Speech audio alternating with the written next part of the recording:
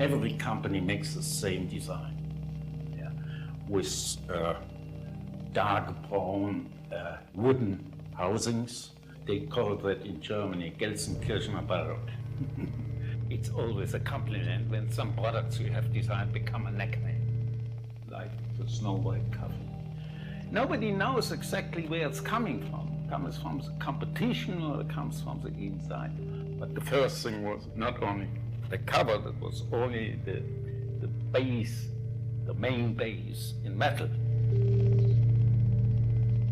I was influenced by my grandfather, who was a carpenter, and he was a specialist for surfaces. And I learned that from him, but I had in mind to study architecture.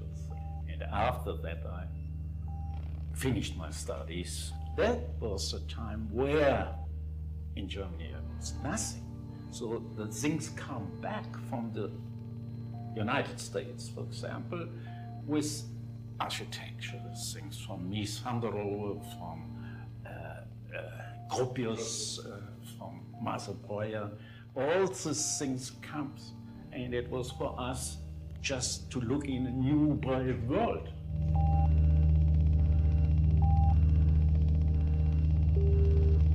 Somebody said that there is an announcement in the newspaper that there's a company called Braun.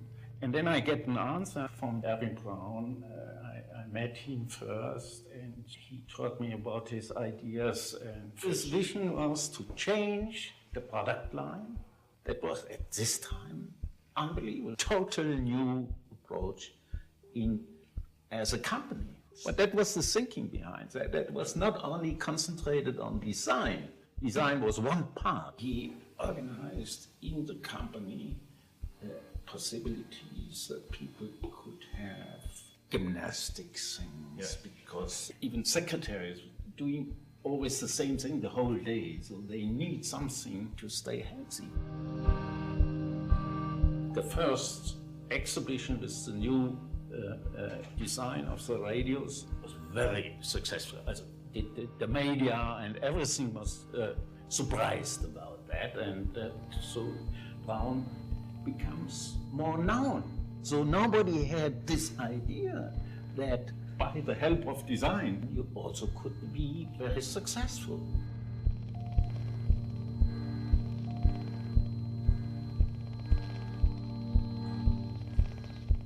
I did it because I became a teacher at the Academy of Fine Arts in Hamburg. So it was necessary to do something which I could tell the students and could tell to the press, and also to keep together our own behavior in the design department at Braun. The last one was as little design as possible, which is similar, less is better. I hate everything what is driven by fashion. From the beginning, I was hating in the 60s the American way of styling, especially the cars. They changed their styling things every 2 years to sell new ones, which has nothing to do with good design.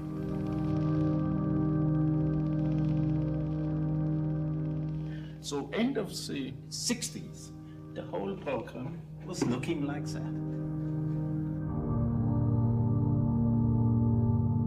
In the beginning, with the first writing machines, it was also monochrome. Why should it not be in a color? That is, it's a difference between a kitchen machine which stays permanently in the kitchen and has to be in the background, like that was Erwin Braun. He formulated that our product should look like an English butler, be there when you need them, but in the background when you don't need them. So it depends on the product to make a color or not.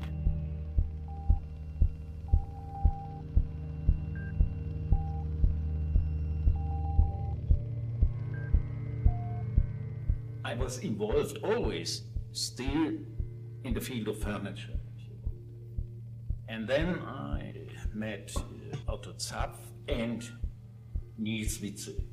I had in my mind always thinking not on one appliance alone, always thinking how can I add something, and especially developing furniture that people could change them. They could add something after using them a while.